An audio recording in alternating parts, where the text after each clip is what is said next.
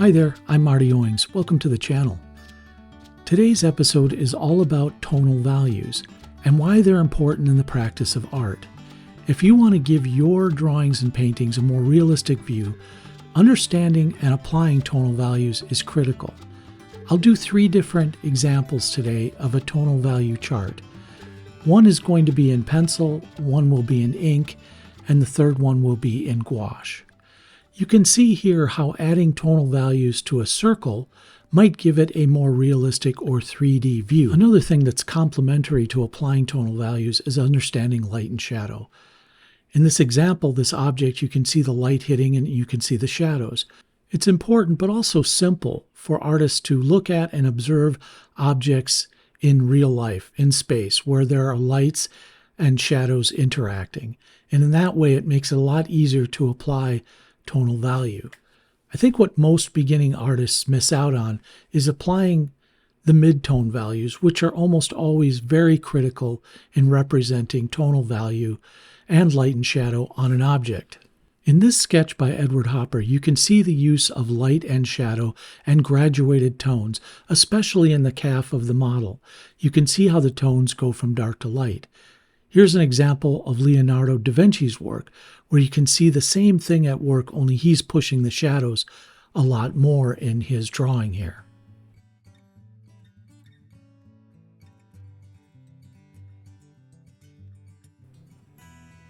On the left side is an example of graphite washes. I took these spheres and I used a gradient value on the bottom row.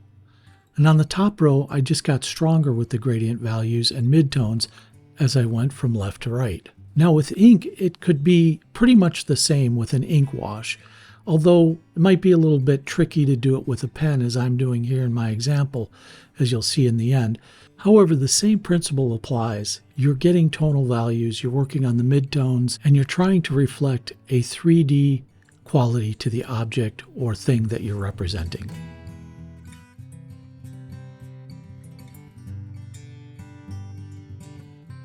In the sketch I did in the right-hand lower corner, you can see a sort of graduation in tonal values. You look at the right-hand side of the barn, the piece that's casting the shadow. You can see a graduation in tonal values as you get further down the side of the barn. And that explains sort of how you achieve tonal values to give something a more realistic view. So understanding where the light is coming from and then applying the tonal values to that object or objects, whether it's a landscape, a still life, or a portrait. You can see on the barn how it really changes the look of this sketch if it has a little tonal value added, as opposed to just leaving it in a 2D flat view.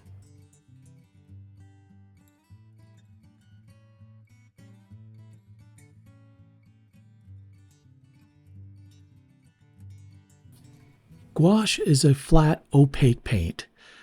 It can be re-wet and used in conjunction with watercolors and other wet media.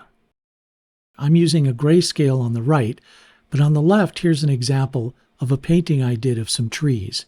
You can see the gradual change from light to mid-tone to darker tones and shadows. This is a direct application of tonal values on a real-life object in nature.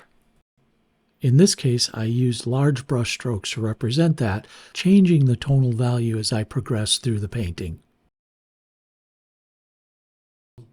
In a moment, we'll explore some ways to apply tonal values to absolutely level up your drawing or painting practice. Using these tonal values that I completed here, I'll kind of outline or overlay them onto some work that I've done as well as others. Now this is a painting I did of John Speed. This is a portrait.